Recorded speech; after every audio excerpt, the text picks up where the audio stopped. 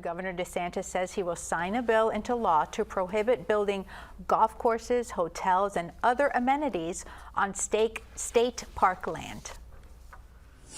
It's a course reversal for the governor after intense pressure by politicians and the public against plans to build golf courses in a number of state parks. The plans were first revealed by the Tampa Bay Times and led to protests, including one at Honeymoon Island. The bill also adds more transparency around any future proposed changes, requiring the public to have 30 days' notice before a hearing. When last year's controversy began, Floridians had just 6 days to absorb the news before a series of one-hour hearings were held across the state. Kim, what's your response to that? Well, first of all, I'd like to say that I'm personally one of those people that did not think this was a good idea. I can't imagine anybody thought it was a good idea. People go to state parks to get away from all of that activity, it would seem to me. But I also think that it's a great testament to the power of the public to rise up when they were incented and motivated and mad and say, no. And we're not going to accept this short notice for public hearings. And we don't like this idea.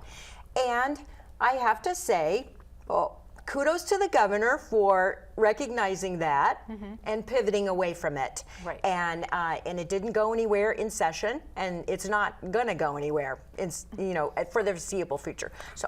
Ryan, what do you say about that? Well, yeah, I think Governor DeSantis, he kind of ran as a kind of St. Pete Times Republican, right? Who cared, who was mainstream and who cared particularly about environmental issues, and then went bipolar exactly in the wrong direction. I think giving, frankly, our highest and best uses as a state, our state parks, the real Florida. There's a group called Florida Keepers that folks should look up on social media that's doing really great work about this stuff and preserving our state parks. But I totally agree with Kim that the voice of the people really matters. The voice of these journalists that really matters, that brought this to the forefront.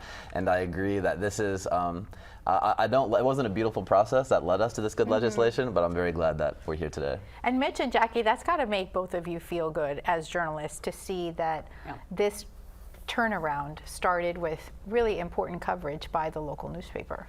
Here's the thing. We know that as journalists, our job, Lissette, I know you know this, Mitch knows this, our job as journalists is to shine a light into dark places. And what would have happened if that light that had not been, we didn't shine that spotlight there. And I think, we've seen a lot of apathy at the polls, not necessarily recent elections, but we've seen apathy over the years at the polls when it's certain election years. People are not showing up sometimes, depending on if it's an off year or it's not a presidential election.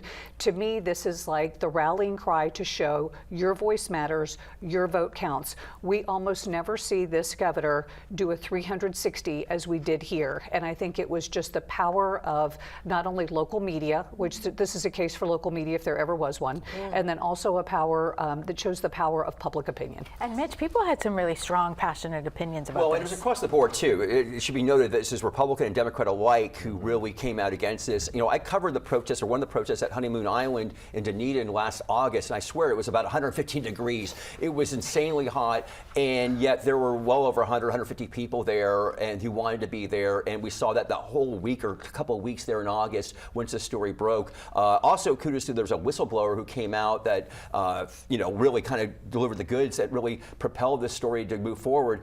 The bill passed unanimously in all committees in the chamber. Another environmental win I want to throw out there, Apalachicola up there in North Florida near the river. There was another proposal that passed that's going to hopefully, with the government, we don't know if it's going to sign it or not, that would basically ban drilling in that area. And that's another area where we saw unanimous votes in the legislature and big people power pushing on the legislators to support that.